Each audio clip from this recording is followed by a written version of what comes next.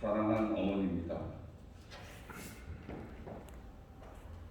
조금 부드럽게 해서 아픈 딸을 사랑하는 어머니고, 오늘 본문의 내용처럼 귀신 들린 딸을 사랑하는 어머니라고 볼 수가 있겠죠. 10여 년 전에 비정한 장면이 인천공항에 설치된 감시 카메라에 찍혔습니다. 4~5살 된 아이의 손을 잡고 온 젊은 엄마가 아이에게 뭐라고 하던 것 같더니 아이를 그냥 놔두고 슬그머니 달아나는 장면이 찍혔습니다. 그런 후에 너무나도 가슴이 아팠던 그 엄마는 뒤늦게 후회하고 기간에 맡겨진 아이를 찾아 나섰습니다. 다행히 아이를 찾기는 찾았는데 법적으로는 어머니 자격을 상실했으므로 딸을 내어줄 수 없다라는 기관의 말을 들었습니다. 이 어머니는 큰 후회를 했지만 끝내 아이를 찾지 못하고 경찰과 함께 돌아갔다고 합니다. 요즘에 아동학대가 너무나 많이 나옵니다. 자식을 죽이거나 버리거나 하는 기사가 뉴스를 통해 흘러나오고 있습니다. TV에서 이혼을 하면서 자녀를 데려간 아버지의 얘기가 방송을 타고 있었습니다. 내용을 보니 친권자가 아버지가 데려간 후에 얼마간은 이 엄마하고 연락을 했다고 합니다. 카톡도 잘하고 잘 지낸다고 얘기를 했는데, 그런 후에 갑자기 실종이 되어 이 어머니가 찾는 그런 내용이었습니다. 아무런 생활 반응이 없다는 이 경찰에 얘기하고, 어머니는 그런 자식을 찾아 헤매는 방송을 봤습니다. 반면에 요즘 젊은 부모는 자식을 하나 또는 둘 죽여서 유기해서 형벌을 받는 뉴스가 보도되고 있습니다. 제중에도 부자, 형제 사이에 지켜야 할 도리인 천륜을 어기면 죄는 범해서는 안 된다는 것입니다. 오늘 본문은 이 귀신 들린 딸을 사랑한 이방 여인과 그를 사랑하시는 주님의 얘기입니다. 어느 날 예수님은 이방 지역인 수로보니게의 도시들이 두로와 시돈에 들어가셨습니다. 두로와 시돈은 지중해의 면한 항구 도시로서 로마의 식민지였습니다. 시편 87편 4절에는 나는 라합과 바벨론이 나를 아는 자 중에 있다 말하리라. 보라, 블레셋과 두로와 구스여 이것들도 거기서 났다 하리로다. 두로가 다른 이웃 민족들과 함께 메시아의 시대에 복을 나눈다는 예언이 있습니다. 이방인들도 메시아의 시대에 복을 받는다는 예언은 그 지역 주민들이 예수님의 말씀을 들으려고 혹은 병과 귀신이 들린 상태에서 깨끗해지려고 갈릴리로 왔을 때 성취되기 시작했습니다. 예수님이 두로와 시돈에 오신 것도 그 예언을 성취하기 위해서입니다. 그때 한 가난한 여인이 그 지경에 나와서 소리를 질렀습니다. 주 다윗의 자손이여 나를 불쌍히 여기소서. 내 딸이 흉악한 귀신이 들렸나이다. 이 여인은 헬라인이고 수로보니게 족속이었습니다. 이 고대에는 두로와 시돈을 포함해서 모든 땅이 가나안 족속들의 소유였으므로 가나안이라 불렀습니다. 놀랍게도 이 여인은 유대인도 아니면서 예수님의 약속된 주 다윗의 자손으로 믿었다는 것입니다. 하나님의 약속을 따라오신 메시아로 믿은 것입니다. 그리고 자신을 불쌍히 여겨달라고 간청을 했습니다. 자신이 불쌍한 여인이기 때문에 불쌍히 여겨달라는 것이 아닙니다. 비참하게 귀신 들려 사랑 표시를 못하는 자신의 딸 때문에 자신을 불쌍히 여겨달라고 간청하는 것이었습니다. 실로 이 여인에게는 귀신이 들려 심신이 병역한 딸의 문제가 자신의 문제였고, 또 딸의 고통이 자신의 고통이었고 딸의 불행이 자신의 불행이었습니다. 딸이 쓸모가 있거나 장차 기대할 것이 있어서가 아닙니다. 딸은 거의 치유가 불가능한 병 때문에 재앗가림조차 할 수 없는 상태였습니다. 그러나 이 어머니는 쓸모없고 기대할 것도 없는 딸의 문제와 고통과 불행을 자신의 것으로 받아들였다는 것입니다.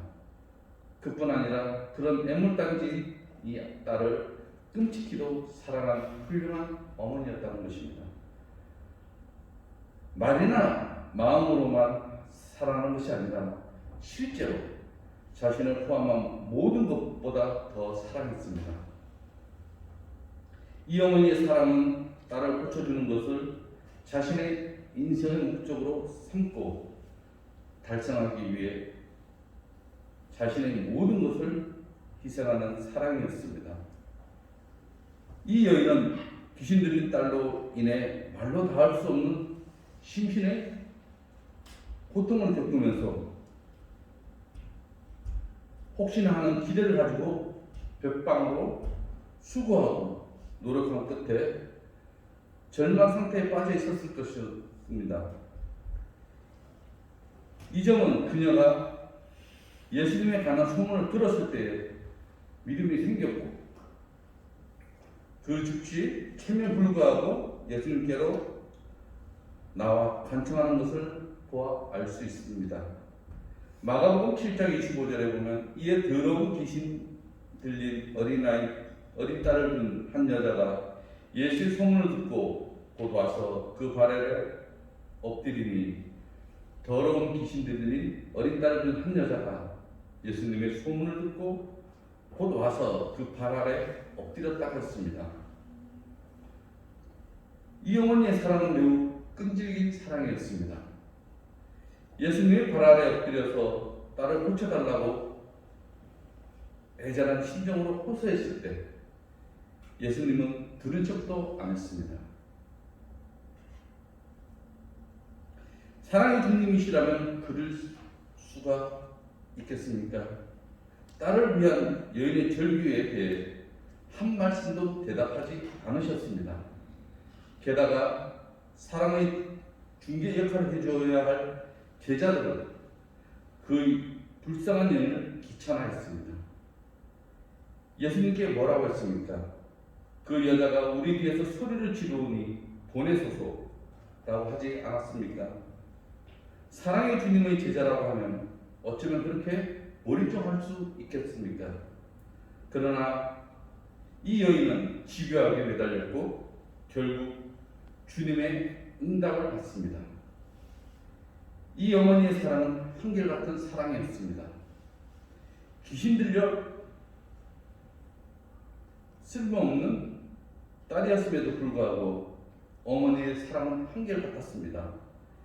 이 종합한 사랑은 예수님이 나는 이스라엘 집의 잃어버린 양 외에는 다른 데로 보내심을 받지 아니하였노라고 사실상 거절하셨을 때 그녀가 한 행동을 봐 알 수 있습니다. 철석같이 믿고 찾아와 호소한 여인 얼마나 충격을 받았겠습니까? 하늘이 무너지는 심정이었을 것입니다. 그러나 귀신 들려 병약한 딸을 고치기 위한 어머니의 사랑은 한결같았습니다. 거절당했다고 달라지지 않았다는 것입니다. 오히려 예수님께 절하면서 주여 저를 도우소서라고 간청을 했습니다. 게다가 예수님이 자녀의 떡을 취하여 개들에게 던짐이 마땅치 아니하니라고 모욕을 느낄 수 있는 거절을 말씀을 하셨을 때에도 전혀 달라지지 않았습니다. 여인은 딸의 문제를 자신의 문제로 여겼고 딸의 고통을 자신의 고통보다 더 큰 고통으로 여겼다는 것입니다. 어머니의 사랑이라는 예화가 있어서 하나 들려드리겠습니다. 어머니와 단둘이 사는 청년이 있었습니다. 그런데 어느 날 이 청년은 외출해서 돌아오다가 뜻하지 않게 교통사고를 당합니다. 소식을 듣고 몹시 놀란 어머니가 가슴을 조이면서 병원에 달려갔지만 불행히도 청년은 이미 두 눈을 실명하고 말았다는 것입니다. 멀쩡하던 두 눈을 순식간에 잃어버린 청년은 깊은 절망감에 빠져 자신에게 닥친 상황을 받아들이려고 하지 않았습니다. 그는 그 누구와도 말 한마디 하지 않고 마음의 문을 철저하게 닫은 채 우울하게 지냈습니다. 바로 곁에서 그 모습을 말없이 지켜보는 어머니의 가슴은 말할 수 없이 아팠습니다. 그렇게 지내던 어느 날 청년에게 기쁜 소식이 전해졌습니다. 이름을 밝히지 않은 누군가가 그에게 한쪽 눈을 기증하겠다는 것이었습니다. 하지만 이 깊은 절망감에 빠져있던 그는 그 사실조차 기쁘게 받아들이지 못했습니다.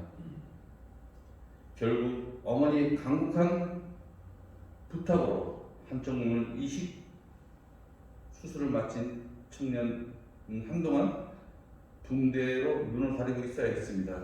그때도 이 청년은 자신을 가난한 어머니 앞에 어떻게 이 예쁜 눈으로 살아가냐며 투정을 부렸습니다. 하지만 어머니는 청년의 말을 묵묵히 듣고만 있었습니다. 꽤 시간이 지나 드디어 이 청년은 붕대를 풀게 되었습니다. 그런데 붕대를 모두 풀고 앞을 보는 순간 청년의 눈에는 굵은 눈물방울이 떨어지고 말았습니다.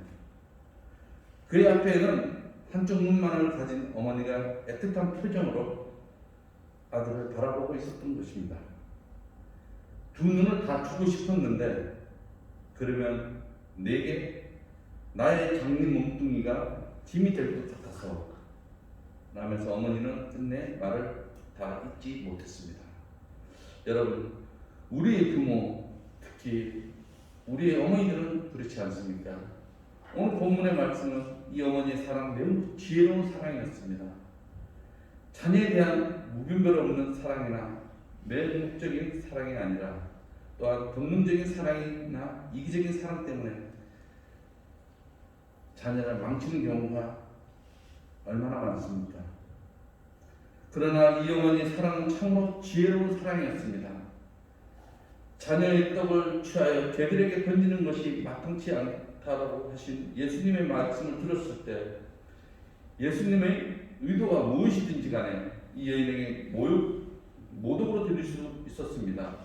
그럼에도 불구하고 여인을 분노하거나 항의하지 않고 대단히 놀라운 지혜로운 응대를 했습니다. 주님의 말씀이 옳지만은 개들도 제 주인의 상에서 떨어지는 부스러기를 먹는다는 것입니다. 예수님은 복음이 먼저 이스라엘에게 전해져야 한다는 이스라엘 특권을 그대로 인정하면서 거기서 나오는 부스러기 은혜를 원하는 겸손한 태도를 보였다는 것입니다.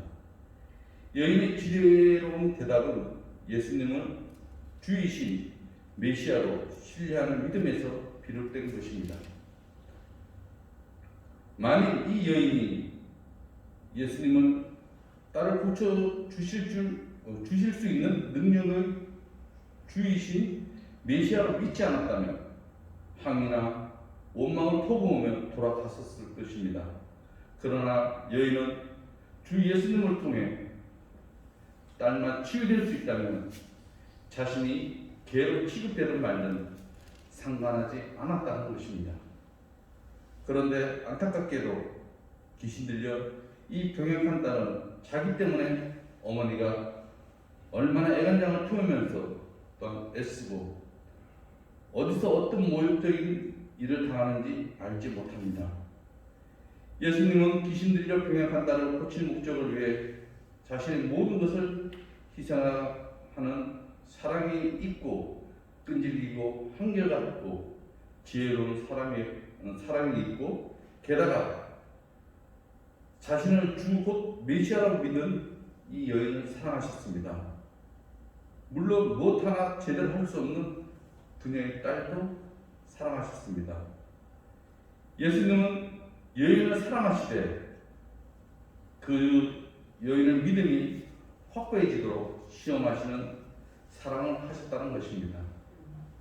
여인은 호소를 들었을 때 한 말씀도 대답하지 않았고 잠시 후에 거절의 말씀을 하셨고 그 후에는 모욕적으로 느낄 수 있는 거절의 말씀까지 하셨습니다.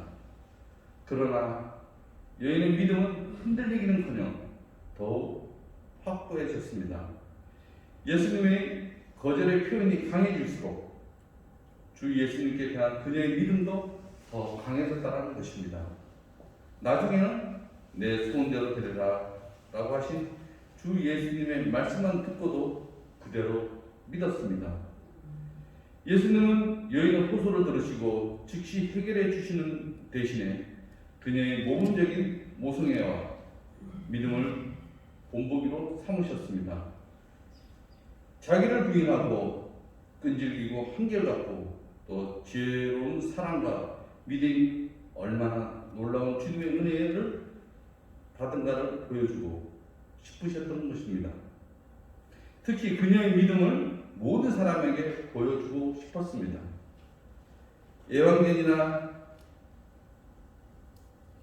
또 개로 비유되는 모육에도 불구하고 개들도 주인의 상에서 떨어지는 부스러기를 먹는다는 한 여인의 지혜로운 대답을 들으신 예수님이 뭐라고 하셨습니까? 여자야, 내 믿음이 크도다. 내 소원대로 되리라고 말씀하지 않으셨습니까? 예수님은 여인의 딸을 직접 대변하시지 않았지만 메시아적 권능의 말씀으로 치유해 주셨습니다. 시편 33편 9절에 보면 저가 말씀하심에 이뤘으며 명하심에 경고히 섰도다라고 했습니다. 또 시편 107편 20절에는 저가 그 말씀을 보내어 저희를 고치사 위중에서 건지셨도다라고 했습니다. 우리가 유의해야 할 사실이 있습니다. 어머니 여인은 타의 추종을 불허하는 조롱한 사랑도, 사랑에 따르는 목적의식도, 끈기도, 한결같음도, 또 지혜도 귀신들이 따른 펼칠 수는 없습니다. 오직 사랑의 주 예수님만이 그녀의 딸을 치유하셨습니다. 그 주 예수를 믿는 사람에게는 제3의 은혜와 성결한 삶과 영생을 누리게 하십니다. 인간은 인간이고 주님은 주님입니다. 인간의 사랑은 인간의 사랑이고 주님의 사랑은 주님의 사랑이라 할 수 있습니다. 자녀를 주님 예수께 인도하는 것보다 더 큰 자녀 사랑은 있을 수가 없습니다. 살아가는 동안에 많은 문제와 고통을 통해 성장해야 할 자녀들, 하나님의 뜻에 합당한 인물로 만드는 책임이 부모에게 있습니다. 자녀를 위해 희생적 사랑과 끈질기고 한결같은 그리고 지혜로운 사랑을 해야 하는 것입니다. 또한 주 예수님을 믿되 자기의 부정과 끈기와 한결같음과 지혜로 믿어야 할 것입니다. 이와 같은 사랑으로 역사하는 믿음으로 살아가는 본을 보여야 합니다. 자녀 사랑 중 사랑은 영생의 주 예수님께로 인도하는 것입니다. 이런 부모의 사랑을 자녀가 안다고 한들 얼마나 알겠습니까? 이런 설교 말씀을 통해 부모님의 사랑보다 더 깊고 넓게 알고 우리 부모님을 잘 공경해야 하는 것입니다. 마지막으로 어머님에 관한 명언들이 있어서 몇 개 알려드리고 마치겠습니다. 유대교문에 하나님은 이 세상 어디에나 계실 수 없으시므로 이 세상에 어머니를 먼저 보내주셨다라는 교훈이 있습니다. 그리고 나폴레옹 보나파르트는 어린이의 미래의 운명은 언제나 어머니 손에 달려있다. 또 체니 폴 록은 어머니의 사랑, 이것이야말로 모든 행복을 종합시켜 놓은 말이다. 나폴레옹이 또 이런 말을 했습니다. 프랑스에 훌륭한 어머니들이 있게 하라. 그들에게서 훌륭한 자식이 나올 것이다. 김경순 씨는 아무리 천하게 자란 사람이거나 타락한 인간들이라 해도 어머니를 그리워하는 마음은 말할 수 없이 크다. 아브라함 링컨은 내가 나된 것이나 내가 소망했던 것 등은 모두 천사 같은 나의 어머니의 영향을 받았기 때문이다. 레오폴드 세포는 이 땅에서 아내보다 더 훌륭한 사람은 오직 어머니뿐이다. 장 파울 리히터는 어머니가 그의 아들로 하여금 다른 모든 어머니들을 존경하게 만들지 않은 사람은 불행하다. 존 아담스는 나의 나된 것은 오직 나의 어머니로 인함이다. 올리버 웬더 홈스는 청춘은 퇴색되고 사랑은 시들고 우정의 나뭇잎은 떨어지기 쉽다. 그러나 어머니의 은근한 희망은 이 모든 것을 견디며 살아간다 라고 했습니다. 기도하겠습니다.